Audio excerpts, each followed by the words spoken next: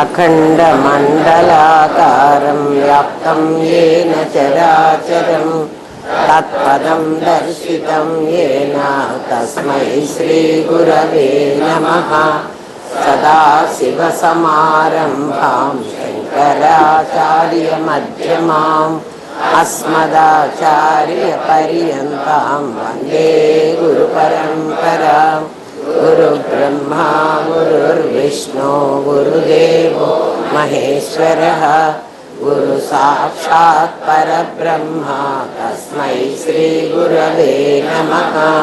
नित्यानन्दं परमसुखदं केवलं ज्ञानमूर्तिं विश्वातीतं गगनसदृशं तत्त्वमस्यादिलक्ष्यम् एकं नित्यं विमलमचलं सर्वधी साक्षिभूतं भावातीतं त्रिगुणरहितं सद्गुरुं तं नमामि। ॐ सहना भवतु सहनौ भुनक्तु सह वीर्यं करवावहै तेजस्विनावधीतमस्तु मा विद्विषावहै। ॐ शान्ति शान्ति शान्तिः।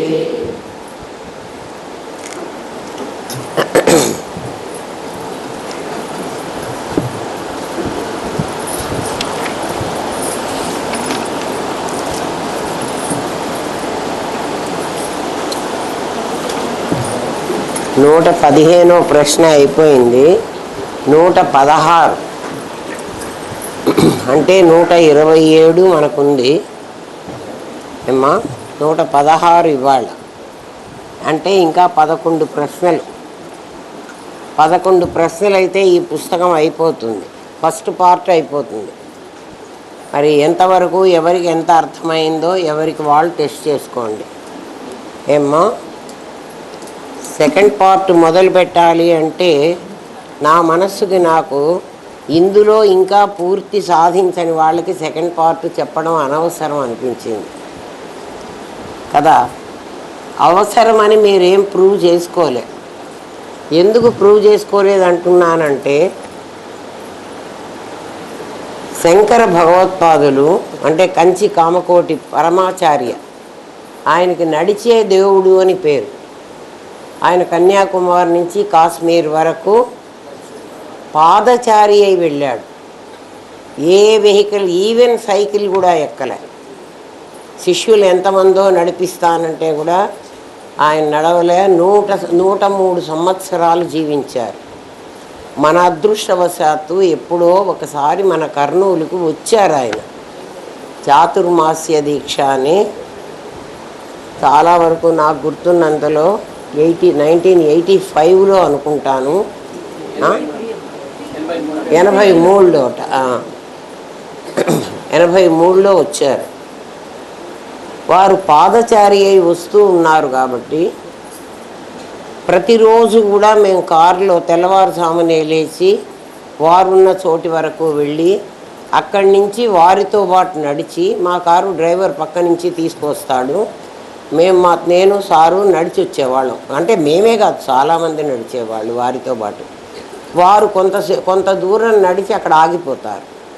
వారిని అక్కడ దించేసిన తర్వాత మేమిద్దరం మళ్ళీ మా కారులో ఎక్కి కర్నూలుకి వచ్చి నా కాలేజీకి నేను వెళ్ళిపోయేదాన్ని, ఆయన కోర్టుకు ఆయన వెళ్ళిపోయేవారు. కాలం అట్లా గడిచింది. అంటే పెబ్బేరు నుంచి ఇక్కడికి రావడానికి కూడా ఆయన కొన్ని రోజులు పట్టింది. నడిచి రావాలి కదా. ఒకసారి పెబ్బేరులో ఆగారు స్వామి. ఆగిన తర్వాత ఆ రోజు ఈ కార్యకర్తలు లాంటి వాళ్ళు, రంగనాథ్ లాంటి వాళ్ళన్నీ చూసుకుంటూ ఉంటారు కదా.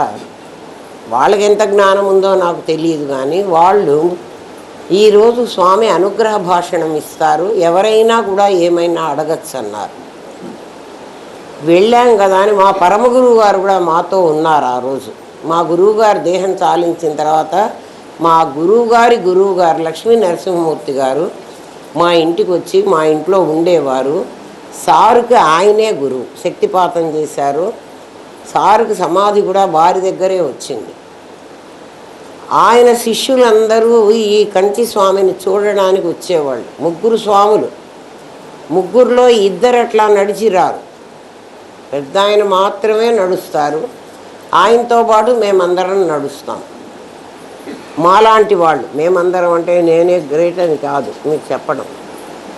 ఆ రోజు పరమాచార్యని ఆ పెప్పేరులో దించి ఎక్కడో మరి ఆ ఏరియా కూడా నాకు గుర్తులేదు, అందరూ ఒక్కొక్కళ్ళు లైన్గా వెళ్ళారు. మా పరమగురువు గారు ముందున్నారు. జ్ఞాన విజ్ఞాన సహితంగా దేహం చాలించేటట్లు నాకు అనుగ్రహించండి అని వారు అడిగారు. జ్ఞానం విజ్ఞాన సహితంగా, ఒట్టి జ్ఞానమే అహం బ్రహ్మాస్మి అని కాదు. విజ్ఞానం ఏమిటి అంటే అసలు నేను దేహం కానే కాదు, నేను బ్రహ్మమునే. బ్రహ్మమునే ఈ దేహం విడవడం ఎలాంటిది అంటే పాము పాముగానే ఉంటుంది, కుబుసం వదిలేస్తుంది.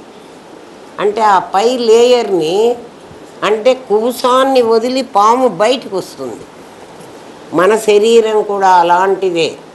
నాదిని మనం అలా వదలాలి, కానీ మనం అలా వదలమంటే ఏమిటి అర్థం? నాదిని నేననుకుని మనం జీవించాం కాబట్టి దీన్ని వదిలేటప్పుడు అయ్యో ఇది వదులుతున్నానే అని బాధ మనకు ఉంటుంది. మరణ బాధ అంటారు, ఎవ్వడికైనా ఉంటుంది అది. ప్రశాంతంగా ఎవడు చావడు, ఒక్క జ్ఞాని తప్ప. జ్ఞాని చస్తున్నానని అనుకోడు కదా. పరమగురువు గారు ఆ ప్రశ్న అడిగారు, దానికి జవాబు కూడా నాకు తెలియదు, ఆ ప్రశ్నలో ఉండే గొప్పతనం కూడా నాకు తెలియదు. వారు ఇలా ఆశీర్వదించారు, అంతే. వారేం మాట్లాడలే. నెక్స్ట్ నేనే, పరమగురువు వారి వెనక ఉన్నది నేనే.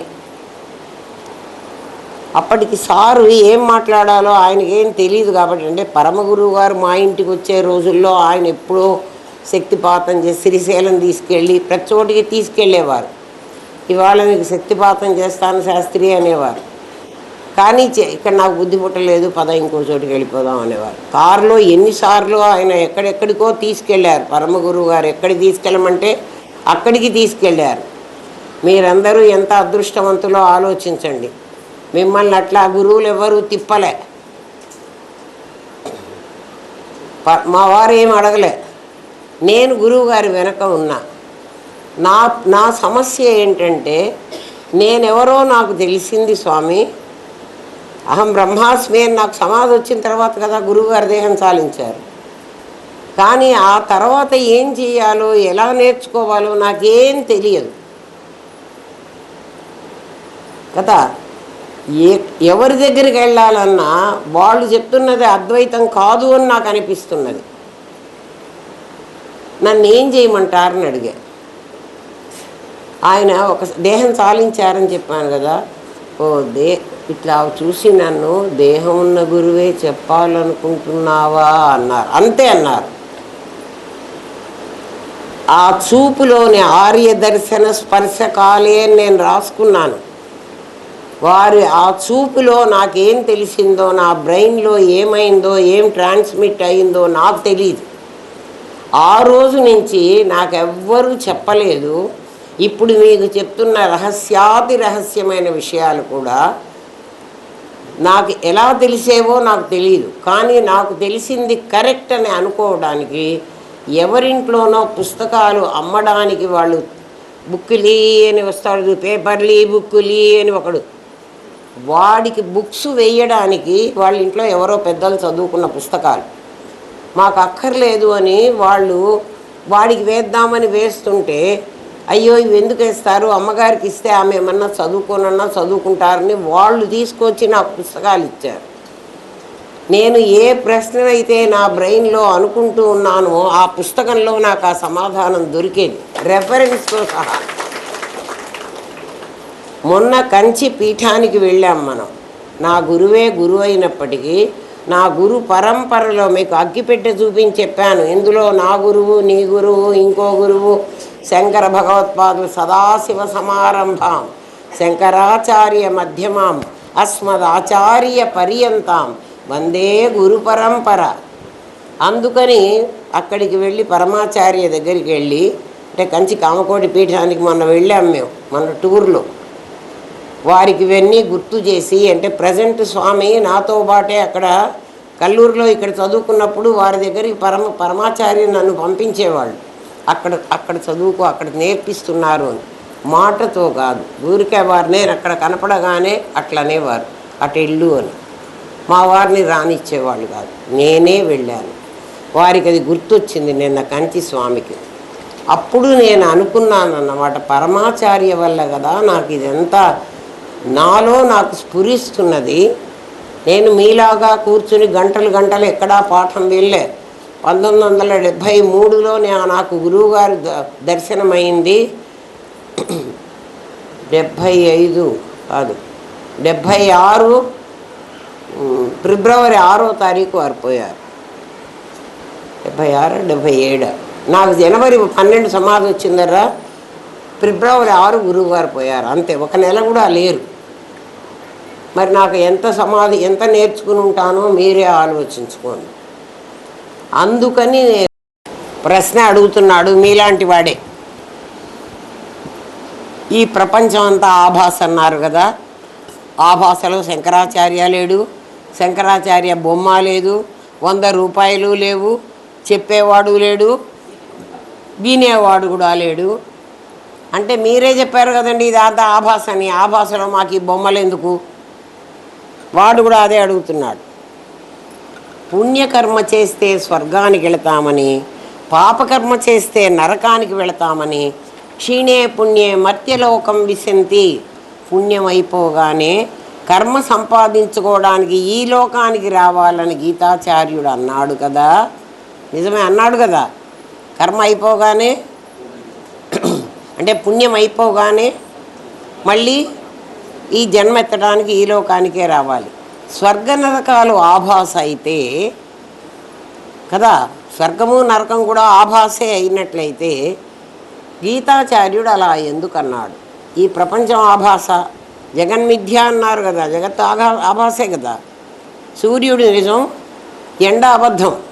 అబద్ధం అంటే ఆభాస, ఉంటుంది కానీ కనిపిస్తుంది కానీ నిజం కాదు అన్నాడు కదా. మరి అప్పుడు పాపపుణ్యాలు అబద్ధం. సమాధానం చెప్తున్నాడు, ఇదంతా ఆభాస కదా. ఆభాసలో మేము ఇవ్వడం ఏంటి, మీరు పుచ్చుకోవడం ఏమిటి, మీరు పరీక్షించడం ఏమిటి, మీరు గురువు ఏమిటి, నేను శిష్యుడు ఏమిటి? ప్రశ్న అదే, మీ మనస్థితే ప్రశ్నలో ఉంది. అందుకనే చెప్తున్నా, ఇవాళ ప్రశ్న గురువుగారు మనకి ఇదే ఇచ్చారు. ఈ ప్రపంచమంతా జీవుడు అబద్ధం, జగత్తు అబద్ధం, ఆభాస అని మేమే చెప్పాం కదా. బ్రహ్మసత్యం జగన్మిథ్య ఎవరు చెప్పారు? వేదమే చెప్పింది. జీవుడు బ్రహ్మమే అయితే మధ్య శంకరాచార్యులు ఎక్కడి నుంచి వచ్చారు? ఈయన బొమ్మ ఎక్కడి నుంచి వచ్చింది? ఇది మేము కొనుక్కోవడం ఎక్కడి నుంచి వచ్చింది? ఈ పరీక్ష ఎక్కడి నుంచి వచ్చింది? ఇదంతా అబద్ధం కదా. శిష్యుడు అడుగుతున్నాడు, అదే మీరే అడుగుతున్నారు. మీ మనసులో ఇప్పుడు అదే ఉంది, దానికి జవాబు చెప్పాలి కదా. అందుకు ఇంత ఉపోద్ఘాతం చెప్పాను. అర్థమైందా? ఇందా నుంచి చెప్పింది ఉపోద్ఘాతం, మిమ్మల్ని తిట్టడం కాదు. ఎందుకు తిట్టానో మీరే అర్థం చేసుకోండి. ఎవడి మనసులో వాడు, ఎందుకంటే లోపల బుద్ధి ఉంది కదా అమ్మ, మనస్సు ఉంది కదా, దాని సమాధానం అంతర్యామి లోపల ఏం మాట్లాడుతుందో అడగండి, వాడు జవాబు చెప్తాడు. ఆ జవాబు వినండి. ప్రశ్న మీకు అర్థమైందా? ప్రశ్న ఏమంటున్నాడు? ప్రపంచమంతా మీరు ఆభాస అన్నారు కదా, గురువుగారిని అడుగుతున్నాడు వాడు. ఆభాసలో స్వర్గ నరకాలు కూడా ఆభాసే కదా. ఈ జగత్ ఆభాస అయితే ఆ జగత్తు ఆభాసే, 14 లోకాలు ఆభాసే. ఎందుకని ఆభాస? అఖండ మండలాకారం అన్నారు కదా మీరు. పరమాత్మ ఎట్లుంటాడు? మండలాకారంగా అఖండంగా ఉంటాడు, ఖండం కాలేదు. 14 లోకాలు ఖండమైనవి, అందుకని ఇది ఆభాస. కాబట్టి మీరు స్వర్గానికి వెళతారు, నరకానికి వెళతారు. పైగా పరమాత్మ ఎటువంటి వాడు? ఏకం, నిత్యం, విమలం, అచలం, కదలని వాడు. జీవుడు ఎలాంటి వాడు? కదిలేవాడు. వీడు పుణ్యం అయిపోయిన తర్వాత మళ్ళీ భూలోకానికి వచ్చి తీరాలి. ఇది కదా స్వామి మీరు చెప్పిన మాట. మరి అది ఆభాస అయితే ఇవన్నీ నిజమని మమ్మల్ని ఎందుకు నమ్మమంటారు? అందుకని మేము నిజంలో ఉన్నాం. నిజంలో గురువక్కర్లే, గురుర్నైవ శిష్య చిదానంద రూప శివోహం శివోహం. నాకు 10 నిమిషాలు లేవు. మానవ జీవితం సర్వశ్రేష్టమైంది. ఆత్మజ్ఞానం పొందడమే దాని లక్ష్యం. గురువుగారి సమాధానం వినండి. మానవ జీవితం శ్రేష్టమైంది. ఎందుకంటే జంతువునాం నరజన్మ దుర్లభతమం. దుర్లభతమం మానవ జన్మ లభించడం చాలా కష్టం. అటువంటిది మనకు లభించింది. మనం మనుష్యులుగా పుట్టాం. మనుష్యత్వం ముముక్షుత్వం మహాపురుష సంశ్రయం. మనుష్యత్వం వచ్చింది మనకు బై డిఫాల్ట్. 1/3 మనం వచ్చేసాం. 100 మార్కుల్లో 33.5 మార్కులు మనకు వచ్చేసినాయి కదా. రామనాథం గారు లాంటి మహానుభావుడు మనకి గురువుగా దొరికాడు. ఇంకో 33.5 వచ్చినాయి. మహాపురుష సంశ్రయం అయిపోయింది, మనుష్యత్వం వచ్చింది. ఇంకా కావలసిందేమిటి అంటే 66.5 మార్కులు వచ్చేసినాయి. 66 2/3 మార్కులు వచ్చేసినాయి. ఇంకా 33 మార్కులు, 33 1/3 సంపాదించుకోవాలి. అది ముముక్షుత్వం. నాకెట్లా మోక్షం వస్తుంది? నాకెందుకండి మోక్షం? పొరపాటున మోక్షం వచ్చి పుట్టుక లేకుండా పోతే ఇలా తలానికి దూరంగా ఎలాగన్నదే నాకు భయం. అది మనకు భయం. అమ్మో మోక్షం వస్తే ఎట్లా అండి? మీరు మోక్షం తెచ్చుకో, మోక్షం భలే చెప్తారే. మాకెందుకు మోక్షం? ఇక్కడ నాకు పెళ్ళాం, పిల్లలు, ఇల్లు, వాకిలి ఎన్ని ఉన్నాయి చూడు. ఎంత హ్యాపీగా ఉన్నాను ఏసీలు వేసుకుని. మీరు బాగా చెప్తారే మోక్షం తెచ్చుకోమని. అక్కడ ఏముంటుంది? స్వర్గం తెచ్చుకోమని చెప్పండి. అక్కడ ఏదో రంభా, ఊర్వశి, మేనక, తిలోత్తమ ఈ పిచ్చి సినిమా చూసే కంటే వాళ్ళ డ్యాన్సులు చూస్తూ ఉండొచ్చు. అది మనుష్యత్వం. అంటే 66.5% మార్కులు వచ్చినాయి. 33 సంపాదించుకుంటే ఏమోనండి. 66.5 వచ్చినాయో రాలేదో వస్తే మీరు ఇందాక మంచి మమ్మల్ని ఎందుకు తిడతారు? మీ ఇష్టం కదా.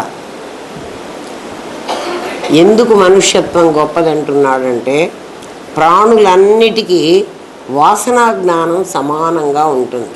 వాసనా జ్ఞానం అంటే ఆహారం, నిద్ర, భయం, మైథునం. ఈ 4 అన్ని జీవరాశులకు ఉన్నాయి. వివేకం అనే ఒక జ్ఞానం ఒక్కటి మానవుడికి స్పెషల్గా ఉంది. అది కూడా ఎందుకు మానవుడికి ప్రత్యేకంగా ఇచ్చాడు పరమాత్మ? ఆయనకు కూడాను ఏమైనా పార్షియాలిటీనా అనుకుంటే, వెన్నెముక ఎవడికైతే 90 డిగ్రీల్లో ఉంటుందో వాడికి వివేకం అనేటువంటి జ్ఞానం ఉండే అవకాశం ఉంది. మరి వెన్నెముక లేకపోతే, మనకు గూని ఉంటే ఈ జ్ఞానం కలగడానికి అవకాశం లేదు. అర్థమైందా? ఎందుకని అంటే కుండలిని అనేటువంటి ఒక శక్తి మూలాధారంలో ఉంటుంది ప్రతివాడికి. అది ఎక్కడుంటుంది అని మీరు అనుకుంటే, బస్సులో మీరు కూర్చుని మీకు నిద్ర వచ్చి మీరు పక్కవాడి మీద ఇలా వంగిపోతుంటే వెంటనే అదేం చేస్తుంది మిమ్మల్ని? అది బకెట్ పట్టుకుని మీరు ఇటు వంగితే మిమ్మల్ని స్ట్రైట్గా నిలబెడుతుంది. అది మీ లోపల ఉందా, నా దగ్గర నుంచి వస్తుందా? మరి అది ఉంది. దాన్ని మీ భుజాల వరకు, మీ కంఠం వరకు మాత్రమే అది అడ్జస్ట్ అవుతుంది మామూలు మనుషులకి. జ్ఞానం కలిగిన వాడికి బ్రహ్మరంధ్రంలోకి వెళుతుంది. అందుకు వివేక జ్ఞానం ఎక్కువగా ఉంది మనిషికి. అది ప్రయత్నం చేస్తేనే, ఇది అప్రయత్నంగా వస్తుంది. ఏది అప్రయత్నంగా వస్తుంది? బకెట్ పట్టుకుంటే నీ గరిమనాభి సమంగా ఉండడానికి నువ్వు అప్రయత్నం, నువ్వు మామూలుగా అంటే ఏం చదువుకోకర్లే. గరిమనాభి ఎక్కడుంది? సెంటర్ ఆఫ్ గ్రావిటేషన్ ఎక్కడుంది అని నువ్వేం వెతుకోకర్లే. కామన్ మ్యాను బస్తా మోసేవాడు ఏం చేస్తాడు? వంగుతాడు. ఎందుకు వంగుతున్నాడు వాడు? ఇట్లా ఉంచొని బస్తా పెట్టుకోవచ్చు కదా మీద. పడిపోతానని. వాడి బ్యాలెన్స్ కీపప్ చేసుకోవాలంటే ఇవన్నీ ఆటోమేటిక్గా వస్తాయి. మరి ఏదండి కష్టము? సహస్రారానికి చేర్చుకుండేది కష్టం. సహస్రారానికి ఎందుకు చేరాలి? సత్తు చిత్తుతో కలిసినట్లయితే, సచ్చిత్తులు ఏకమైతే వ్యష్టి సమస్య నీకు పోయి సమిష్టికి వెళ్ళాలని కోరిక కలుగుతుంది. దాన్ని శుభేచ్ఛ అంటాం, లేకపోతే కలగదు. ఆ అవకాశం ఏ జంతువులకి ఇవ్వలే పరమాత్మ, ఒక్క మనిషికి ఇచ్చాడు. అటువంటి జన్మ మనకు వచ్చింది, సంతోషపడండి. అబ్బే ఆ జన్మ మాకు రాలేదండి, మేము ఇంకా ఆ లెవెల్లో ఉన్నామంటే మీ కర్మ. మానవ జన్మ వచ్చినందుకు సంతోషపడండి కదా. దాన్ని వివేక జ్ఞానం అంటారు, దాన్ని వాసనా జ్ఞానం అంటారు. ఎవరిని వాసనా జ్ఞానం? మిగిలిన జీవరాశులన్నిటికీ ఉండేది వాసనా జ్ఞానము, మనకి మాత్రమే ఉండేది వివేక జ్ఞానం. మనుషుల్లో ఉత్తమ మధ్యం అట్లా వివేక జ్ఞానం మనకు ఉండేటప్పుడు అందరికీ 66.5% వచ్చి ఉండాలి కదా. కాదు కాదు, అందరికీ 33.5 వచ్చి ఉంటుంది. ఎందుకని? మహాపురుష సంశయం దొరకలే వాళ్ళకి, మనుష్యత్వమే ఉంది వాళ్ళకంటే. మీకు దొరికింది కాబట్టి మీరు 66 వచ్చినాయి వాళ్ళ, ఇంకా 33 చాలా కష్టం కదా. ఎవడైనా పేపర్లు కరెక్ట్ చేసేటప్పుడు మాకు 96, 98 మార్కులు వచ్చాయనుకో ఒకడికి, ఎవరికన్నా ఒక స్టూడెంట్కి, వాడిని ఎక్కడ తగ్గించాలా అని వెతుక్కుంటాం. ఎందుకంటే అన్ని మార్కులు తెచ్చాడంటే అవి 2-3 చూస్తాం ఆ పేపరు. మీకు తెలియదు ఆ పేపర్ దిద్దేవాడు ఎట్లున్నాడో, మీరు తిట్టుకుంటూ ఉంటారు. అన్ని మార్కులు వచ్చినాయంటే వాడు ఎక్కడో తప్పు చేసి ఉంటాడు అని వెతకాలి. ఏమ్మా అట్లాగే 32, 33 వచ్చిన వాడిని కూడా ఇంకో 2 సార్లు పేపర్ కరెక్ట్ చేస్తాం. ఎందుకంటే వాడికి ఇంకెక్కడైనా 2 మార్కులు వేసి వాడిని పైకి పంపిద్దామా అని. 32, 33 తెచ్చుకున్నాడు కదా అని మీకు తెలియదు, అది మాకు ఒక్కళ్ళకే తెలుస్తుంది. అంతేగాని ఆ టీచర్కి ఆ పేపర్ ఎవరిదో తెలియదు, అది అమ్మాయో అబ్బాయో కూడా తెలియదు, వాడు ఏ ఊరి వాడో కూడా తెలియదు, మాకు అవసరం కూడా లేదు. కానీ మీతో తిట్లు తింటూ ఉంటాం, తిట్టుకుంటూ ఉంటారు కదా. ఫెయిల్ అయిన వాళ్ళందరూ తిడతారు. ఇప్పుడు నేను ఫెయిల్ అయినారు కాబట్టి మీరందరూ నన్ను తిట్టుకుంటున్నారు, నాకు తెలుసు. తిట్టుకోండి, మాకేం తగలవు, మాకేం బాధ. ఏమ్మా వివరండి. మనలో ఉత్తమ, మధ్యమ, మంద, అతి మంద అనే అధికారాలు వేరువేరుగా ఉంటాయి. మనుషులందరూ ఒకలాగే ఉంటారు, కానీ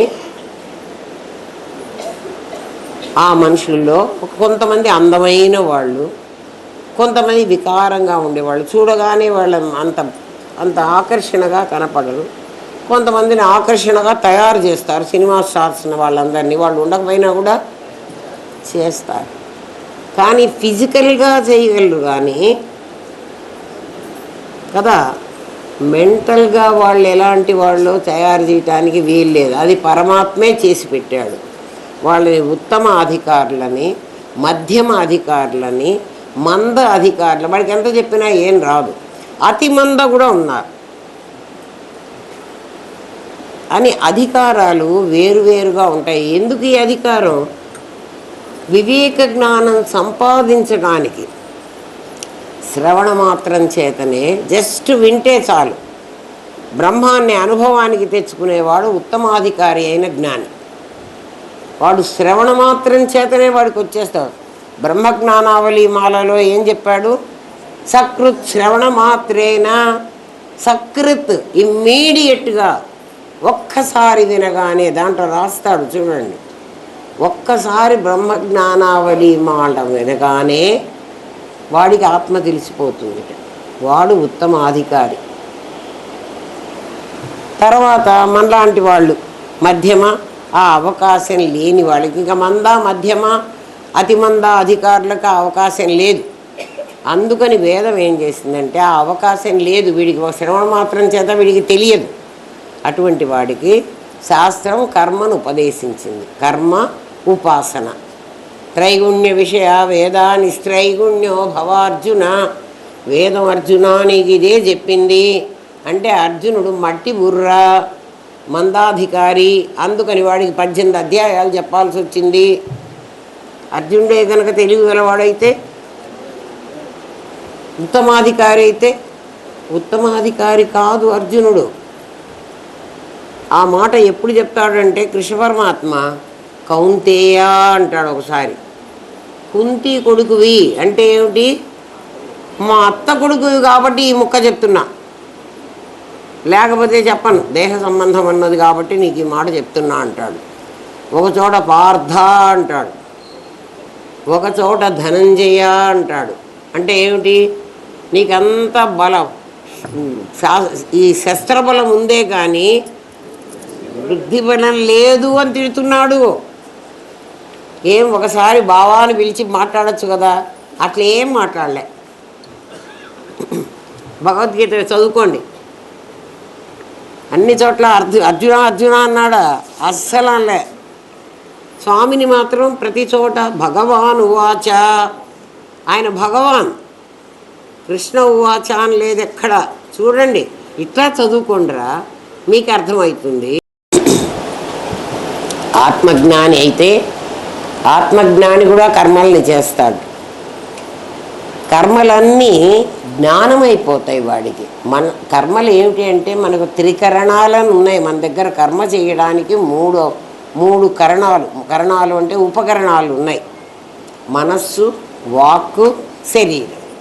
కర్మ చెయ్యాలంటే చూడండి, వాక్కు ఇందా నుంచి నేను వాక్కుతో తిట్టేశాను, అది వాక్కుతో చేసిన కర్మ కదా. దానివల్ల మీకు మనస్సుకు బాధ కలిగిందనుకో, ఆ పాపం కూడా నేను అనుభవించాలి.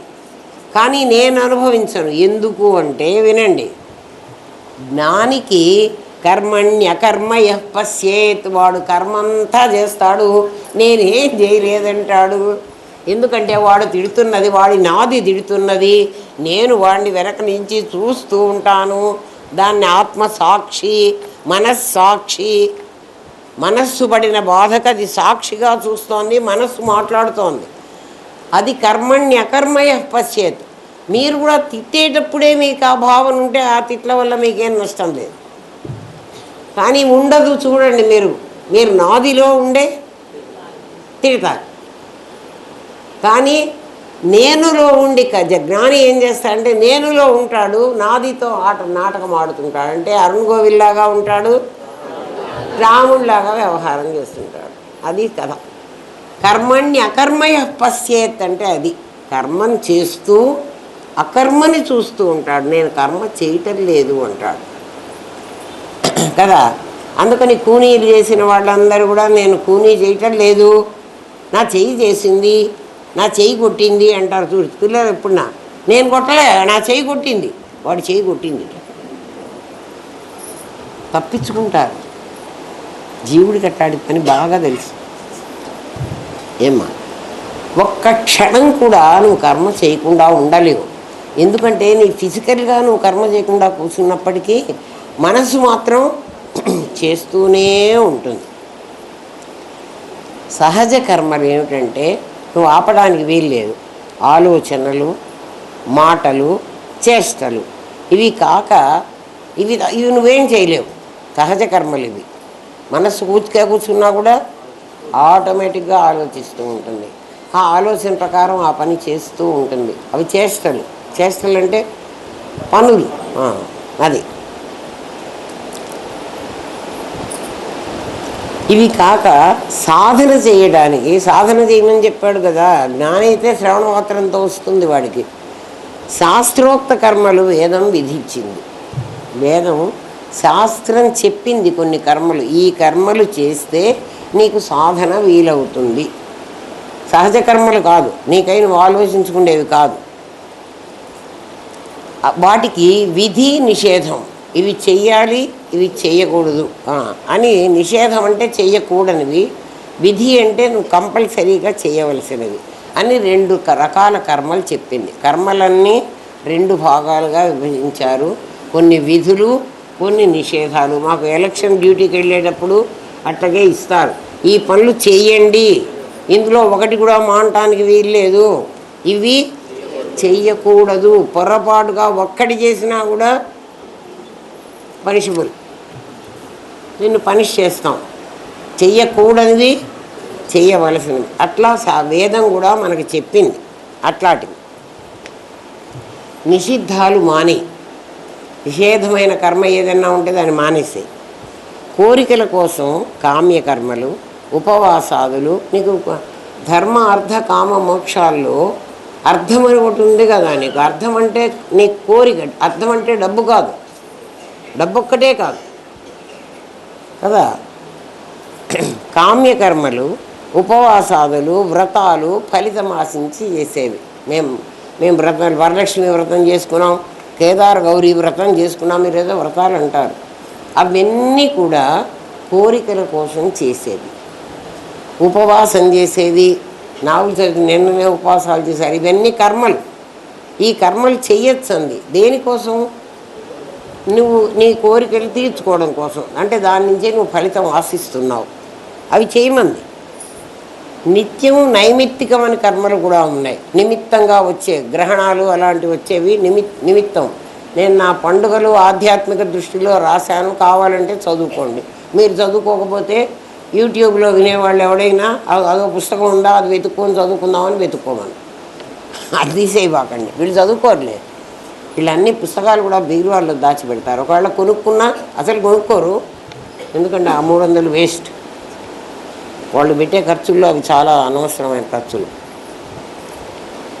దేవతార్చనాదులు, సంధ్యావందనాదులు ఇవి చిత్తశుద్ధి కోసం చేస్తాడు. చిత్తశుద్ధి అంటే మన చిత్తానికి చాలా మాలిన్యం అంటుంది. ఆ మాలిన్యం పోకపోతే, జస్ట్ మీకు అర్థం కావాలంటే ఆ మాలిన్యం ఎలా ఉంటుందంటే, నీళ్ళని మనం వాడుకోకపోతే దాని మీద పాచి పడుతుంది. పాచి ఎక్కడి నుంచి వస్తుందంటే నీళ్ళల్లోంచే వస్తుంది. ఆ పాచి సూర్యరశ్మి తగిలితే అది వృద్ధి చెందుతుంది. అది ఎంత వృద్ధి చెందుతుందంటే, పాలలోని మీగడ పాలను ఎలా మూసేస్తుందో, నీళ్లలోని పాచి నీళ్లు కనపడనీయకుండా మూసేస్తుంది. పల్లెల్లో దిగుడు బావులు అని ఉంటాయి చూడండి, దిగుడు బావి వాడకపోతే పాచి పడుతుంది. అది అందుకని మన చిత్తానికి కూడా పాచి పట్టింది. అందుకు పెళ్ళిలోనే మీకు ఏం చెప్తాడంటే, 3 అగ్నులు ఉంటాయి, త్రేతాగ్నులు అంటారు. గార్హపస్యము, ఆహవనీయము, దక్షిణాగ్ని అని అగ్ని 3 విధాలుగా ఉంటుంది.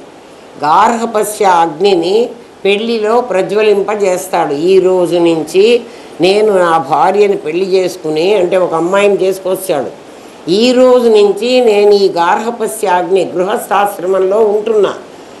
ఆ గృహస్థాశ్రమానికి కొన్ని ధర్మాలు ఉన్నాయి. ఎవడైనా ఇంటికి వస్తే వాడికి ఇంత కూడు పెట్టాలి, క్యాటరింగ్ ఇప్పించి ఇప్పించకూడదు. ఆ రోజు నుంచి అగ్ని ప్రజ్వలింపజేయాలి. ఈ రోజు నుంచి ఈ అగ్నిని ప్రజ్వలింపజేసి నేను నా భార్య కలిసి ఎవడికైనా అన్నం పెడతాను. ఎవడు వాడు? అతిథి దేవో భవ, మాతృదేవో భవ, పితృదేవో భవ, ఆచార్య దేవో భవ, అతిథి దేవో భవ. అతిథి అంటే తిథి లేకుండా, అంటే పర్టికులర్ టైం కాదు, వాడు ఏ టైంలోనైనా రావచ్చు. అట్లా వచ్చిన వాడికి నేను అన్నం పెడతాను అని పెళ్ళిలో మీరేమో ఆ బ్రాహ్మడు పెళ్ళి అయిపోగానే ఇంక చాలే అయిపోయింది, ఇంకా మేము ఫోటోలు తీసుకుంటామని పోతారు కదా. కాదు, అక్కడ అగ్నిని ప్రజ్వలింపజేసి ఆ పెళ్లి కొడుకు చేత అనిపిస్తారు, యావజ్జీవం అగ్నిహోత్రం జుహోమి. వాడు అంటాడు, బ్రాహ్మడు చెబుతాడు, వీడు పలుకుతాడు. కానీ ఆ చెప్పే బ్రాహ్మడికి తెలీదు, ఈ పలికేవాడికి అసలే తెలియదు. వాడికి అర్థం తెలియాల్సిన పని కూడా లేదు, ఎందుకు చేస్తున్నాడో తెలియదు. యావజ్జీవం అంటే ఎప్పటి వరకు నేను బతికుంటానో అప్పటి వరకు నేను ఈ అగ్నిహోత్రాన్ని పెట్టుకుంటాను. మరి తర్వాత ఏమిటి అంటే ఈ అగ్నిహోత్రమే నా కొడుకు నన్ను అంత్యేష్టి తీసుకుపోయి అక్కడ తగలబెడతాడు. 15 సంస్కారాలు తండ్రి కొడుక్కి చేస్తే, నామకరణం దగ్గర నుంచి, చెవులం దగ్గర నుంచి, ఉపనయనం దగ్గర నుంచి చేస్తే, చివరికి కొడుకు తండ్రికి చేసేదాన్ని అంత్యేష్టి అంటారు. ఈ కొడుకు ఆ తండ్రిని చివరిసారి తగలబెడతాడు. ఏ నిప్పుతో అంటే ఈ నిప్పుతో. మరి అట్టే పెట్టుకున్నామా మనం? మీరు చండీ యాగం చేసి నమస్తే గార్హపస్యాగ్ని అని దండం పెడుతున్నారు. 3 అగ్నుల్ని పిలిచేప్పుడు దండం పెట్టిస్తాడు. మిమ్మల్ని అందరినీ మీ ఆయన చేయబట్టుకొని తిరగమ్మా అని తిప్పుతాడే, అది తిరగడం. ఏం తెలుసురా? తెలియకపోతే దోషం లేదమ్మా. తెలియజెప్పేవాడు చెప్తున్నప్పుడు దాన్ని అర్థం చేసుకోకపోతే అది పెద్ద దోషం. మీకు తెలియకపోవడం తప్పు కాదు, చెప్తున్నది నెగ్లెక్ట్ చేసి ప్రమాణం చేశావు అంటే పెళ్ళి కాకముందు నీకు అధికారం లేదు. ఎందుకని? పెళ్ళి కాకముందు నువ్వెవరివి? నువ్వు ఒక ఇంట్లో తండ్రికి కొడుకువి, ఆ ఇల్లు మీ నాన్నది, నీకు అధికారం లేదు. నువ్వు పెళ్ళి చేసుకున్న తర్వాత ఈ ఇల్లు నీది అంటే నీ భార్య నువ్వు కలిసి ఒక సంసారాన్ని మొదలుపెట్టారు. నీ బాధ్యత ఏమిటంటే నీ తల్లిదండ్రులు మాతృదేవోభవ, పితృదేవోభవ, ఆచార్య దేవోభవ, అతిథి దేవోభవ. 4 నువ్వు చూడాల్సిన బాధ్యత నీ నెత్తి మీద ఉంది. తర్వాత నీ పిల్లలకి. కానీ నువ్వు ముందు ప్రయారిటీ ఎవరికి ఇస్తున్నావు? తప్పులు చేస్తున్నారా? వేదం విధించిన కర్మ ఇదిరా నాయన, మనం చేస్తున్నది ఇదిరా. సంతోషం, మంచిది. నేను నరుడను, అభిమానంతో బతుకుతున్న వాడిని, తాను పరమాత్మను అని తెలియని వాని కోసమే వేదం విధించింది. నేను నరుడని అభిమానంతో బతుకుతున్నవాడిని. దేహాభిమానం, అభిమానం అంటే దేహాభిమానం. దేహాభిమానం అంటే తిట్టన్ని దేహానికే. కానీ దేహాన్ని నేను అని అనుకున్నావే, నన్ను తిట్టారు అంటావు కదా. ఆ దేహాభిమానంతో బతుకుతున్న వాడికి నువ్వు పరమాత్మవిరా అని చెప్పడం కోసం వేదం విధించింది. వేదం అందుకు చెప్పింది. ఒక నత్తివాడిని అనుకరించి కొంతకాలానికి నువ్వు కూడా నత్తివాడివైనట్టు. ఎవరికైనా నత్తి ఉంటుంది కదా, స్టామరింగ్ మాటలు మాట్లాడేటప్పుడు సమంగా జా అని ఏదో తర్వాత మాట్లాడతాడు. అట్లాంటి వాడిని ఎగతాళి చేయటానికి నువ్వు పదే వాడు ఇట్లా మాట్లాడతాడు అని కొంతకాలానికి నీకే నత్తిస్తుంది. ఎందుకంటే అది ప్రాక్టీస్ చేసావు కదా. అట్లా నేను జీవుణ్ణి అని నువ్వు ప్రాక్టీస్ చేసి జీవత్వాన్ని అట్ట తెచ్చుకున్నావురా. జీవత్వం నీకు ఎట్లొచ్చింది? నత్తివాడిని అనుకరించి నీకు నత్తి వచ్చినట్టు ఎవరిని అనుకరిస్తే అదే వస్తుంది. జీవత్వాన్ని అభిమానించి నువ్వు జీవుడివైనావు. జీవత్వాన్ని అభిమానించడం అంటే ఏమిటి? నీ నాదిని నేననుకోవడమే కాదు, ఏదైనా అది తప్పని నీకు తెలిసి నీ అంతర్యామి చెప్తున్నప్పటికీ నాదిని ప్రొటెక్ట్ చేసుకుంటావే, అది పెద్ద నేరం. అది నీకే తెలుసు. కనుక్కో అమ్మా, అట్లా కనుక్కుని మీ దగ్గర నీకు తెలుసు లోపల నేను తప్పు చేస్తున్నాను అని తెలుసు. కానీ అమ్మో నా నాదిని తప్పు అనుకుంటే ఎట్లా? అది శాస్త్రం విధించినట్లు కర్మ చేస్తే ఫలం నిన్నంటదు. కర్మణ్యకర్మయ పశ్యేత్ అని చెప్పింది భగవద్గీత కూడా, అదే చెప్పింది. అందుకే భగవద్గీతాసు ఉపనిషత్సు బ్రహ్మ విద్యాయాం యోగశాస్త్రే, బ్రహ్మ విద్యని కృష్ణార్జున సంవాద రూపంలో పెట్టి నీకు అర్థమయ్యేట్టు చెప్పింది. క్వశ్చన్ అండ్ ఆన్సర్స్ మెథడ్ అది కదా. మనస వచస వపుష, మనస్సు వాక్కు శరీరం. మనస మనం చేసే కర్మలు, మనసుతో కొన్ని కర్మలు, వచస వాక్కుతో కొన్ని కర్మలు, వపుష శరీరంతో కొన్ని కర్మలు. ఇవి చేస్తే చిత్తశుద్ధికి తోడ్పడతాయి. ముందే చెప్పాడు కదా, ఆ పాకుడు ఉంది, పాచి పట్టింది. ఏం పాచి పట్టింది అంటే లోపల స్వచ్ఛమైనటువంటి నేనున్నాడు, పైన దానికి పట్టిన పాచి నాదిని అభిమానించేటువంటిది. అంటే నేను నాది ఇద్దరున్నారు కదా, నాదెంత పాచి. పాచిని ఏం చేయాలి? పాచి పట్టిన నీళ్లు పనికిరావనొద్దు, నీళ్లు లోపల స్వచ్ఛంగా ఉంటాయి. ఆ పాచిని ఇలా కొట్టేస్తే అది పక్కకు పోతుంది. నీళ్లు ముంచుకో, మళ్ళీ అది వచ్చి కప్పుకుంటుంది. మళ్ళీ కొట్టేసుకో. తెలిస్తే కొట్టేసుకుంటాను రా, తెలియకపోతే మా గురుదేవులు మాకు ఈ మాట ఎట్లా చెప్పారో చెప్పనా? అరటి పండు పిల్లవాడి చేతికి, పిల్లవాడు అంటే వాడికి ఏం తెలియదు, ఒక అరటి పండు వాడి చేతికి ఇవ్వండి. వాడి చేతికి ఇస్తే వాడు ఏం చేస్తాడు? దాన్ని ఒలుచుకోవడం వాడికి తెలీదు, వాడు అట్లనే నోట్లో పెట్టుకుంటాడు. ఎందుకని? అది ఒలుచుకోవాలి, దాని లోపల తినేది ఉంది, ఈ పైది పారేసేది అని వాడికి తెలియదు. అర్థమైందా? నీకు తెలుసు. నీ చేతికి అరటిపండు ఇచ్చాననుకో, నువ్వు వెంటనే దాన్ని పీల్ చేస్తావు, తినేస్తావు. నీకు నీ పిల్లవాడికి ఏమిటి తేడా? వాడికి తెలియలేదు, నీకు తెలిసింది. జ్ఞానికి అజ్ఞానికి అదే తేడా, దేవుడికి జీవుడికి అదే తేడా. ఎంత బాగా చెప్పారు. మేమన్నా పాచి తూతో నెట్టుకోవడం మీగడ ఏమో నానాకు సాగు వస్తుంది. మా గురుదేవులు మాకు అట్లా చెప్పేశారు, మాకు అర్థమైపోయింది. నీ లోపల కూడా ఒక నేను నాది ఉన్నాడు రా. నీ నాది పీల్ చేసి పారేయాల్సింది నువ్వు చచ్చేటప్పుడు పీల్ చేస్తున్నావు డెఫినెట్గా కదా. నువ్వు పీల్ చేయకపోయినా వాళ్ళు ఆగి పడేస్తాడు కదా.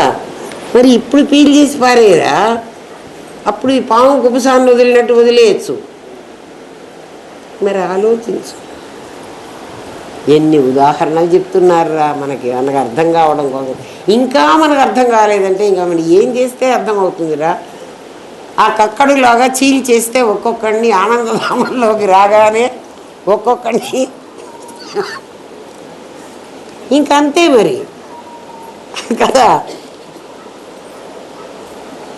అమ్మో ఆనందధామంలోకి రాగానే ఆవిడ చంపేస్తానంది అని మీరందరూ పోలీస్ కంప్లైంట్ ఇస్తే అదిగో ఆవిడ చెప్పింది కావాలంటే వాయిస్ మెసేజ్ తీసుకుపోయి చెప్తామంటే వాళ్ళు తీసుకుపోయి నన్ను జైల్లో పెడతారు. మేమేం చంపక్కర్లే, మీరే చంపుకోండి, మిమ్మల్ని మీరే సూసైడ్ చేసుకోండి. సూసైడ్ అంటే ఏంటి? నాదిని చంపండిరా, నాదిని అభిమానించవాకండిరా, నాదిని కవర్ చేసేయడానికి ప్రొటెక్ట్ చేయటానికి ప్రయత్నించవాకండిరా. నాదికి సంబంధించిన వాళ్ళే ముగ్గురురా. ఎవరు?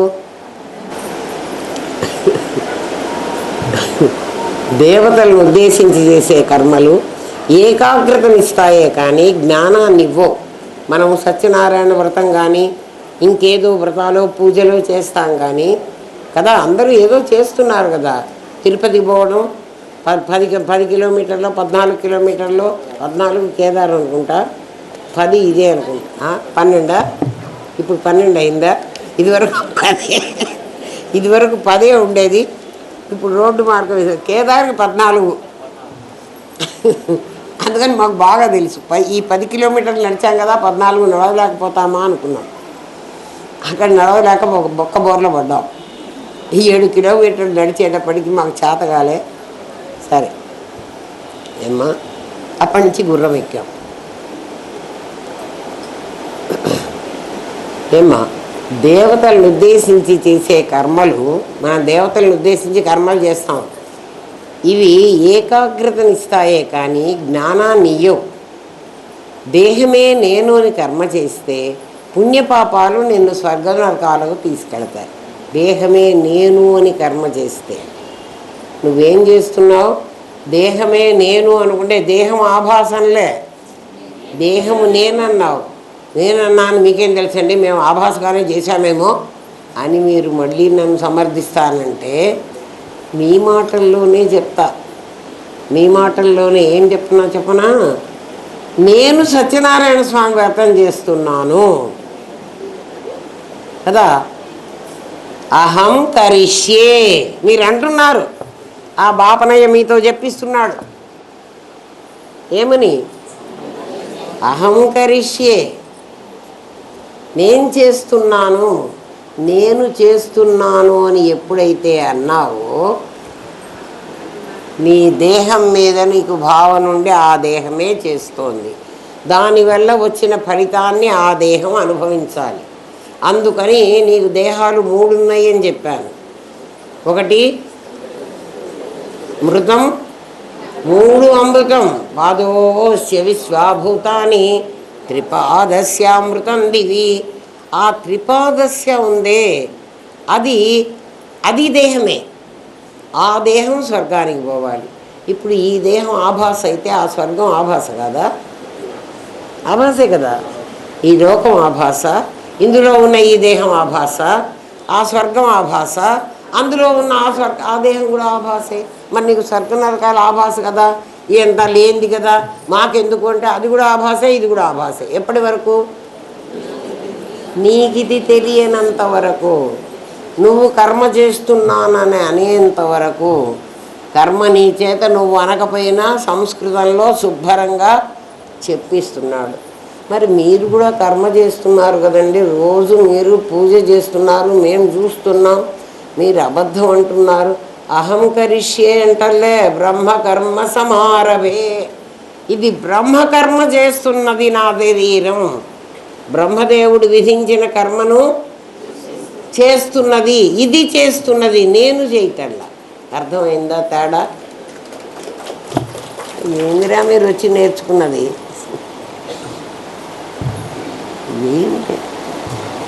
అసలు ఆ చెప్పిన బాపనయ్య కూడా ఈ తేడా తెలియదు. మీకు తెలియాల్సిన అవసరమే లేదు. ఎందుకంటే మన దృష్టి అంతా ఇవాళ ఈ వ్రతానికి వాళ్ళని పిలిచారా, వీళ్ళని పిలిచారా, వాళ్ళు వచ్చారా, వాళ్ళు పట్టు చీర కట్టుకొచ్చారా, వాళ్ళు నెక్లెస్ పెట్టుకొచ్చారా, మనకి ఇది కదా. అసలు ఆ కర్మ చేస్తుంది కూడా దాని మీద అస్సలు మన ధ్యాస లేదు. ఏం చెప్దాం, బాగా తిట్టుతున్నా కదా, బాగా తిట్టాలి.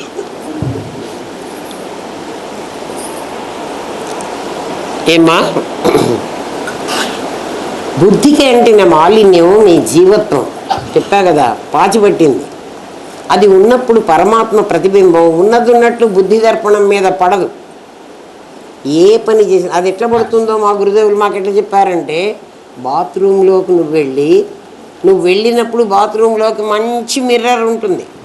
బాత్రూంలో అద్దం ఎట్లా ఉంటుంది? వాష్ బేసిన్ మీద మన ముఖం బాగా కనిపిస్తుంది. ఆ బాత్రూంలోకి వెళ్ళి బాగా వేడి నీళ్ళు పోసేసుకో.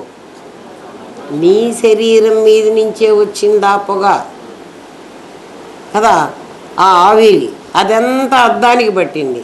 ఇప్పుడు అద్దం మాలిన్యమైందా, చెడిపోయిందా? మరి కనపట్టలే నా బొమ్మ.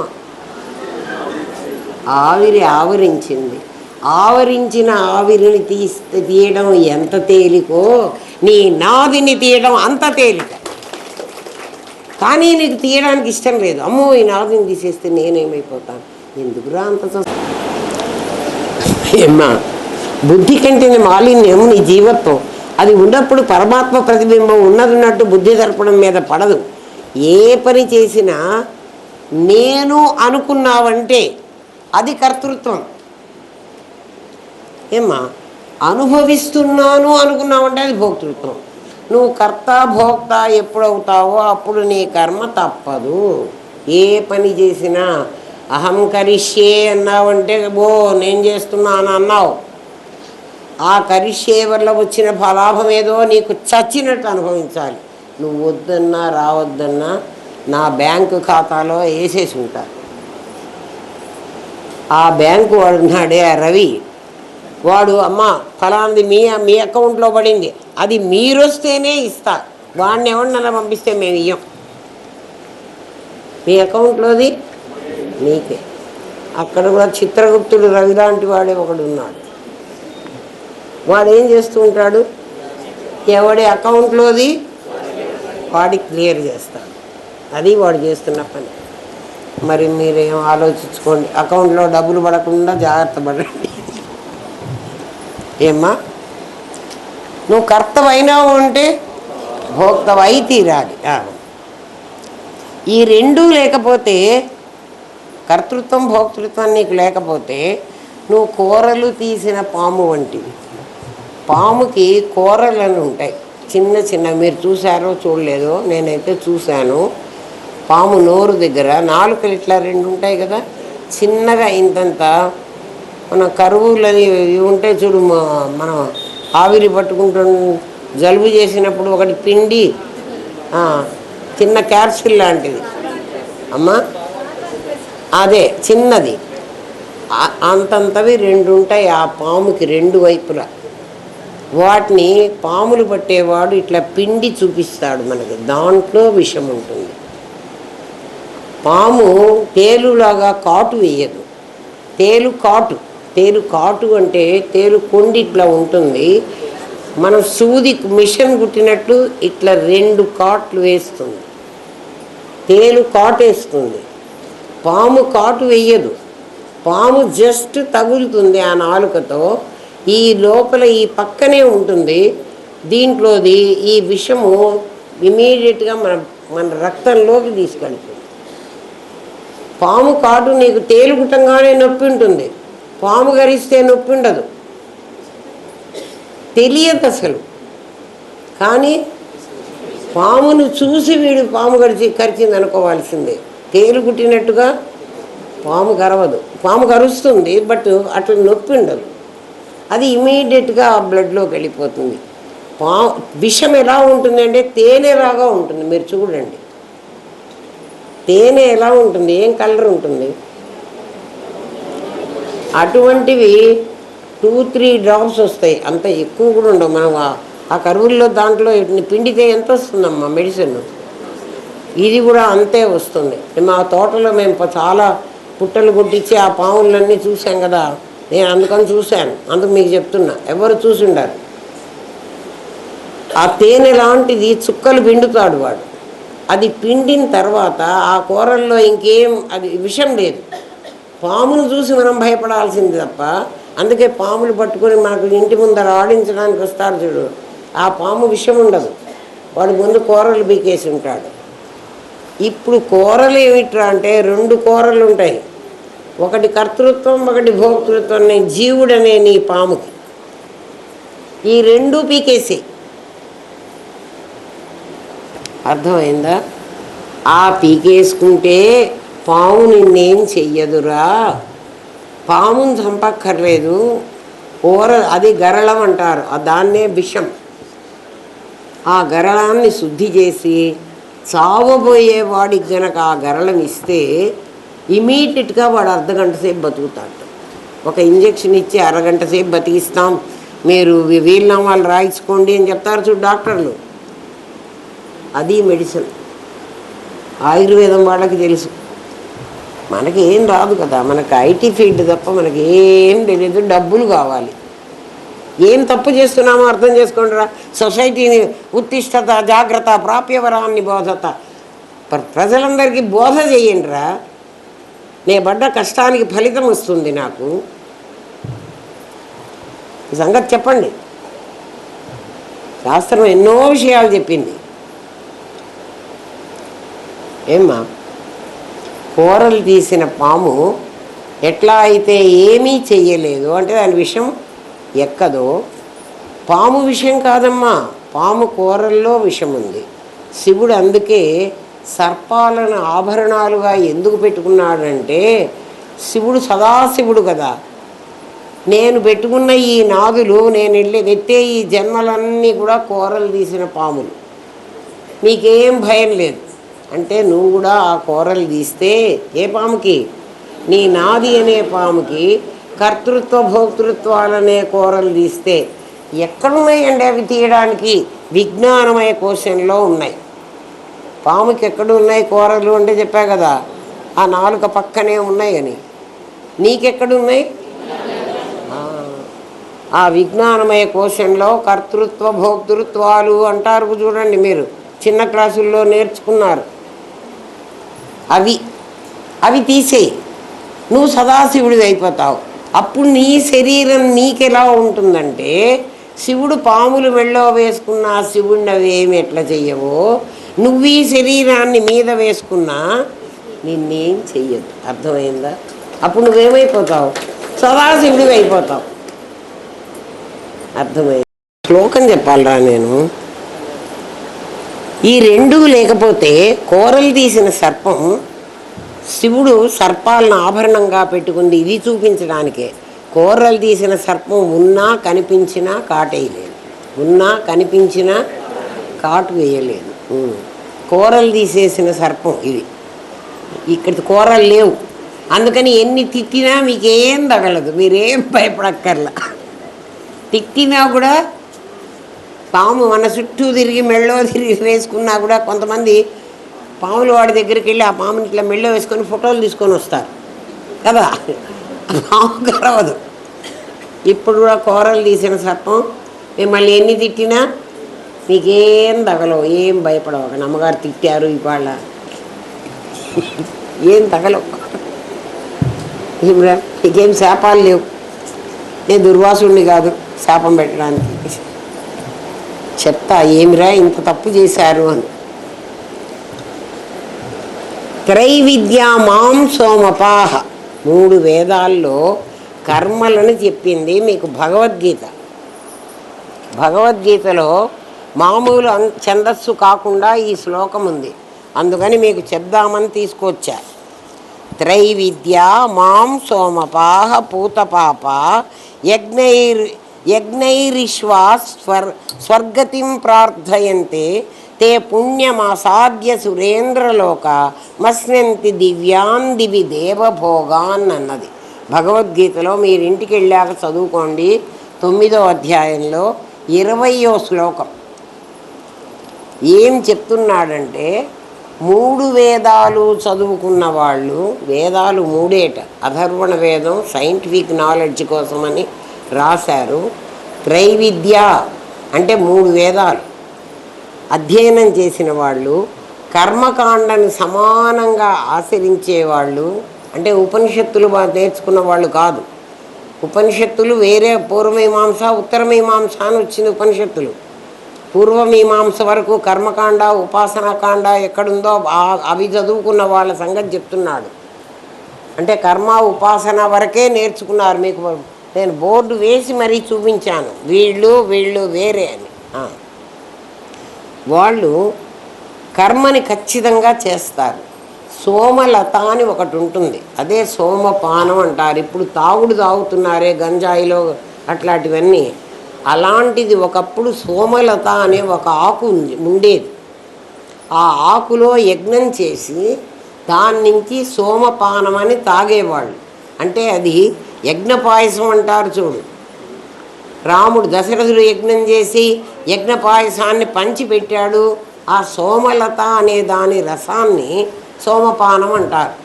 సోమపాహ అంటే అది అర్థం. గంజాయి కాదు, ఇది మత్తెక్కిస్తుంది. అది యజ్ఞం చేసిన వాడు తాగుతాడు, తాగుడు కాదు అది. మీకు తెలియాలని ఉదాహరణ అలా చెప్పాను నేను కదా. సోమలత దాని పేరు. దాన్నే మీ పిల్లలు ఈ రోజుల్లో సుమలత అని పెట్టుకున్నారు.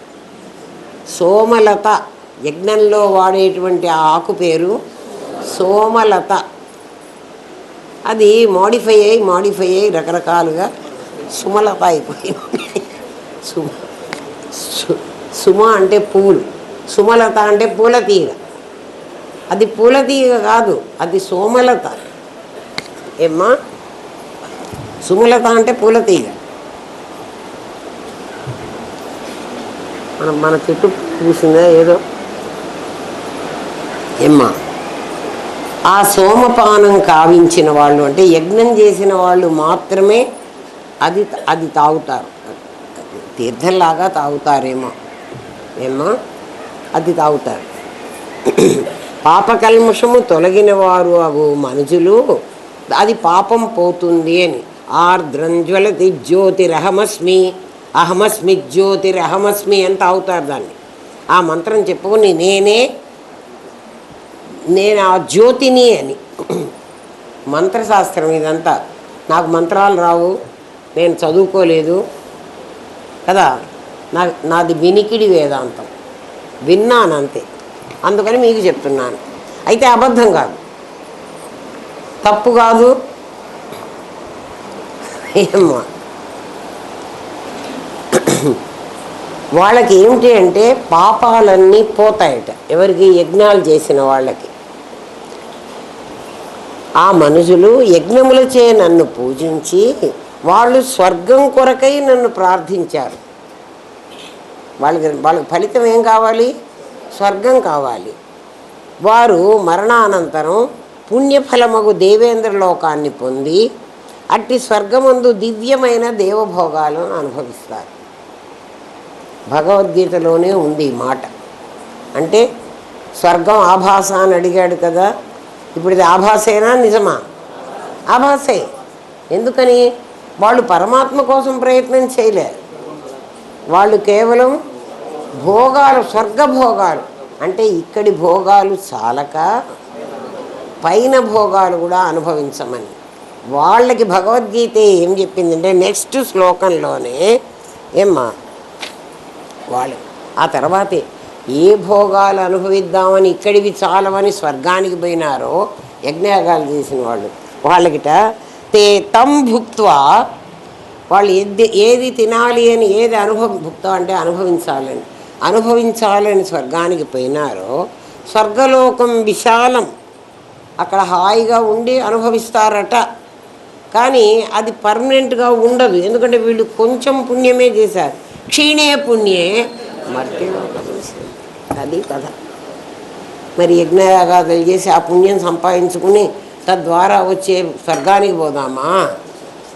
ఆత్మవిద్య నేర్చుకుని ఇది తెలుసుకుని మళ్ళీ రాకుండా ఉండే స్థితికి పొందాం. మీరే ఆలోచించుకోండి. రెండు భగవద్గీతే చెప్పింది, పక్క పక్కనే చెప్పింది. మళ్ళీ ఏమ్మా అర్థమైందా? అది ఎట్లాగో మీకు చెప్తా. భగవద్గీత మనదే, మా ఇంట్లోది కాదు, నేనేం రాయలే. కానీ మీరు చదువుకుంటే మీకు అర్థం కాదు, నేను చదివితే మీకు అర్థమవుతుంది. అంతే తేడా. మీరు కూడా చదువుకోండి, నేను చెప్పిన తర్వాత చదువుకోండి, అర్థమవుతుంది. అమ్మ చదువుకుంటే పని మమ్మల్ని ఎందుకు చేయమంటారు? మేము అట్లాంటి పనులు అసలు చెయ్యం. అదేదో కష్టం మీరే పడండి. ఎందుకంటే మీకే కదా మరి మీ గురువు గారు చెప్పు అన్నది. అందుకని మీరే చెప్పుకోండి. మేము వింటే వింటాం, లేకపోతే లేదు.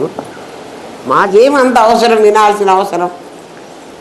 మాకు అసలు సర్టిఫికేట్ కావాలని కూడా మేము అనుకోవట్లేదు. ఊరికే వచ్చి కూర్చున్నాం ఏదో కాలక్షేపానికి, మిమ్మల్ని ఉద్ధరించడానికి. మీకు పాఠం వినేవాళ్ళు ఎవరు లేడే అని మీరు ఏడుస్తుంటే మేము వస్తాంలే, కూర్చుంటాంలే, ఏదో కూర్చోబెట్టి మాకు 2 ముక్కలు చెప్పు. మరణించిన వారు దేహం వదిలిన వాళ్ళు కాదు. బ్రహ్మలోకం మొదలు పాతాళం వరకు ఆ బ్రహ్మభువనాల్లో పునరావర్తినోర్జున. నాయన బ్రహ్మలోకం నుంచి ఇక్కడి వరకు అన్ని భవనాలు కాదు, ఆ బ్రహ్మ భువనాల్లోక పునరావర్తినోర్జున. స్వర్గం ఒకటే కాదు, అక్కడ 7 లోకాలు ఉన్నాయి, ఇక్కడ కింద 7 లోకాలు ఉన్నాయి. పాతాళం కూడా చాలా బాగుందట. నిన్న బలిచక్రవర్తి చెప్పాడు కదా, మా దాంట్లో బిచ్చగాళ్లే లేరు. ఎవరికన్నా సంక్షేమ పథకాలు ఇద్దామంటే పుచ్చుకుండే వాళ్ళు 100 రూపాయలు లేని వాళ్ళందరూ బోండ్రా పాతాళానికి. అక్కడ మీకు 100 కాదు, ఎంత కావాలంటే అంత తీసుకోవచ్చు. అంత పిసినాసి గుణం అవసరం లేదు. అది ఆ లోకాలన్నిటికీ ఆ బ్రహ్మభువనాల్లోక పునరావర్తినో అర్జున. వాళ్ళు తిరిగి మళ్ళీ రావాలి అర్జున. క్షీణే పుణ్యే మర్త్యలోకం విసింది అన్నాడు కదా. మాముపేత్యతు కౌంతేయ పునర్జన్మన విద్యతే. నన్ను పొందిన వాళ్ళు, అందుకే మీకు 2 కేటగిరీస్ చేశాడు. నన్ను పొందిన వాళ్ళు అంటే ఆ పైకెళ్ళి విశ్వాక్షం విశ్వశంభువం, వాడు ఇక్కడ వామనుడుగా ఉండి త్రివిక్రముడైన వాడు మళ్ళీ రాక్కర్లేదు కదా. మాముపేత్యతు కౌంతేయ అన్నాడు చూడండి. జాగ్రత్తగా ఆలోచించండి. ఒక్కొక్క పేరుకి ఒక్కొక్క అర్థంతో మాట్లాడాడు కృష్ణుడు. మనకు ఒక పేరే ఉంది. కదా. ఏమిటా పేరు? జీవుడు. అందుకని జీవా జీవా జీవా అని మన్నే పెడుతున్నాడు. జీవిస్తున్నావురా నీ దుంపలేగా కదా. నటించరా అంటే జీవిస్తానంటావు. అందుకని నీ పేరు జీవా పెట్టి ప్యారేసు. జీవుడుగా చావువాకు, బ్రహ్మముగా బతుకు, చావు. జీవుడుగా అయితే చచ్చిపోతావు. అది నన్ను పొందినవాడు పునర్జన్మకు వెళ్ళడు, అదే జీవిత లక్ష్యం. ఈ ఉదాహరణతో అర్థం చేసుకో. ఒక ఉదాహరణ చెప్తాను వినరా అన్నాడు. ఏమిటంటే, కర్నూలులో ఉన్న నేను కర్నూలులో ఉన్నా, పుస్తకం రాసింది నేనే కదా. కర్నూలులో ఉన్న నేను ఢిల్లీలో ఉన్న లాల్ కిల్లా, జంతర్ మంతరు, కుతుబ్ మీనార్ చూడాలని నాకు కోరిక కలిగింది. కొంత డబ్బు తీసుకుని ఢిల్లీకి వెళ్ళాను. ఖరీదైన స్టార్ హోటల్లో దిగాను. అన్నీ చూశాను, సుఖాలు అనుభవించాను. నా దగ్గర డబ్బు అయిపోయింది. ఇప్పటి వరకు నన్ను గౌరవించిన ఆ హోటల్ యజమాని ఒక్క క్షణం కూడా నన్ను అక్కడ ఉండనీయలేదు. డబ్బు సంపాదించుకోవాలంటే మళ్ళా నేను కర్నూలుకే రావాలి. అక్కడ కర్మానుభవమే కానీ కర్మ సముపార్జన లేదు. నీకు ఇంకా అర్థం కావాలంటే నీ కళలో నీకు అనుభవమే కానీ నువ్వు కర్మ సంపాదించడానికి వీల్లేదు. కళలో అనుభవం ఉంది కానీ నువ్వు తిరగబడి ఇంకేదన్నా వాడిని చేద్దామంటే నీ కళలో నీ అనుభవం ఎంతో స్వర్గంలో నీ అనుభవం అంతే. అర్థమైందా ఏమ్మా? ఇది ఇంకో క్లాస్లో చెప్తాను రా. ఇంకా కొంచెం ఉంది, చిన్నదే కానీ 7:47 అయింది. ఏమ్మా? కడుపంతా తిట్లతో నిండింది. ఇంకా సరే పాపం రాత్రికి తింటే తినండి, లేకపోతే పడుకోండి. ఓం తత్సత్. స్వస్తి ప్రజాభ్య పరిపాలయంతాం న్యాయేన మార్గేణ మహిమహీషా. గోబ్రాహ్మణేభ్య శుభమస్తు నిత్యం. లోకాః సమస్తాః సుఖినో భవంతు. ఓం పూర్ణమదః పూర్ణమిదం పూర్ణాత్ పూర్ణముదచ్యతే. పూర్ణస్య పూర్ణమాదాయ పూర్ణమేవావశిష్యతే. ఓం శాంతి శాంతి శాంతి. ఓం నమో బ్రహ్మాదిభ్యో బ్రహ్మ విద్యా సాంప్రదాయ కర్తృభ్యో వంశ ఋషిభ్యో గురుభ్యో నమో మహద్భ్యః. సర్వోపద్రవరహిత ప్రజ్ఞానఘనః ప్రత్యగర్ధో బ్రహ్మైవాహమస్మి బ్రహ్మైవాహమస్మి బ్రహ్మైవాహమస్మి.